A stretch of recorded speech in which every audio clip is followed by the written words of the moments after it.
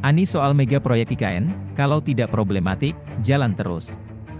Jakarta, Anies Baswedan merespons soal apakah dirinya akan melanjutkan mega proyek di Indonesia jika jadi presiden selanjutnya. Anies mengatakan mega proyek, seperti Ibu Kota Negara, IKN, akan berlanjut jika tidak problematik. Kalau tidak problematik jalan terus, tapi kalau bila dianggap problematik lakukan asesmen, lalu laporkan kepada publik, ujar Anies dalam acara Desak Anies di Postblok, Jakarta, Selasa, 15 Agustus 2023.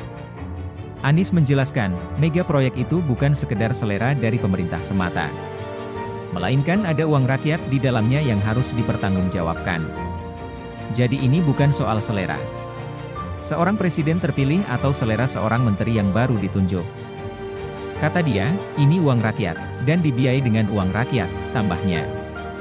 Untuk itu, Anies memiliki 4 indikator penilaiannya sendiri. Dan jika ada masalah dalam sebuah proyek, maka harus diinformasikan kepada publik. Karena itu saya akan katakan ada 4 prinsipal. 1. Harus berkeadilan. 2. Kepentingan publik. 3.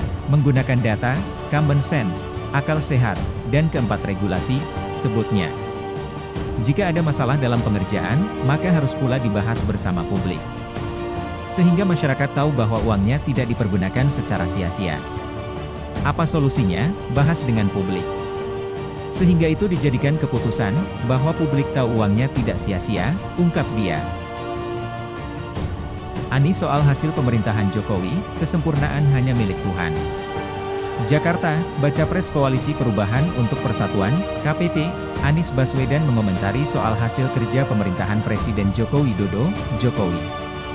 Anies mengatakan selalu ada ruang untuk perbaikan karena kesempurnaan hanya milik Tuhan. Saya rasa kesempurnaan hanya milik Tuhan, dan kita tidak berhak mengklaim sempurna, akan selalu ada ruang perubahan dan perbaikan, ujar Anies dalam acara Desak Anies di Postblok, Jakarta, Selasa, 15 Agustus 2023. Anies ditanya apa yang mau dirubah dari hasil kerja pemerintahan Jokowi. Anies mengatakan, perubahan yang dimaksudkannya adalah perbaikan sektor mendasar keperluan publik, yaitu pertanian, peternakan, perkebunan, dan perikanan.